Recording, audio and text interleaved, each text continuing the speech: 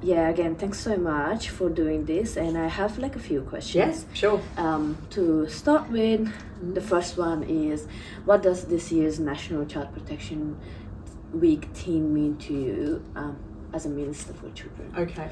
Well, it is really about taking action, and it's translating what we know, the evidence base of how we can better protect children, educate children, but also the broader community, and how it's everyone's responsibility to play their part and do their role in protecting children. Perfect, thank you.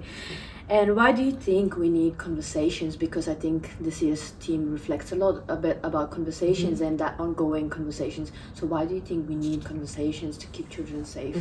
I think we need to continuously raise the awareness. It's not something that we just do in 1 week. It has to be a continued conversation as a community, whether it's in your family, as part of school community, or more broadly in neighbourhoods and workplaces. Because I truly believe every child has the right to be safe, to be protected, and they are at different points in time in their life vulnerable. And so as an adult, as a community member, we all have a responsibility to make sure that children are protected. Oh, thank you.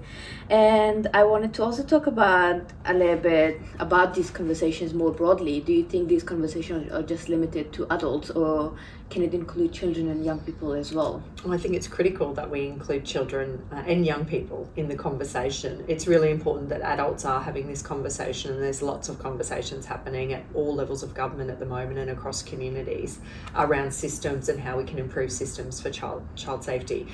But we also need to be listening to children, particularly when they speak up, and we need to hear their voices.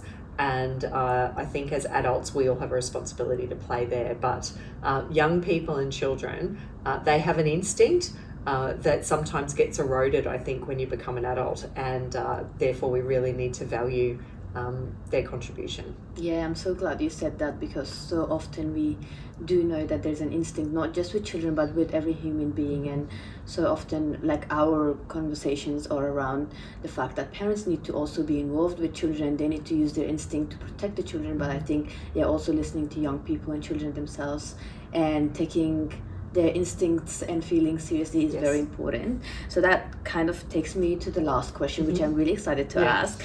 So what are some items in your agenda this year that will reflect or signify the theme of this year's Child Protection Week? Well, we have a couple of things that I'm working on as a minister for foster carers and family members and kinship carers of looking after children in our child protection system. There's an additional $1,500 of funding per annum per child, and that's to support children to be able to be their best selves, whether that's extracurricular activities that help them with study or school, or going to participate in an extracurricular activity that they've always wanted to, whether it's surf lifesaving or scouting or the like, giving kids the opportunity that not all children may have. In addition, as a government, we have launched a commission of inquiry into the child safety system, and that is about improving the system to make sure it does protect our most vulnerable children. So I'm really looking forward to hearing from the Commissioner the recommendations and receiving reports over the next 18 months. And the third thing, which the Premier has just announced, which we will see pass as law this year, is Daniel's Law. And that's all about protecting children, that parents particularly can go seek information about potential adults that are out there who are not safe to our children, and that register that will be there to be able to access, I think, is going to bring transparency to communities and to people that may have concerns. So as a government, we're committed to safer children and a safer community for all, and these are just some of the initiatives that I look forward to overseeing.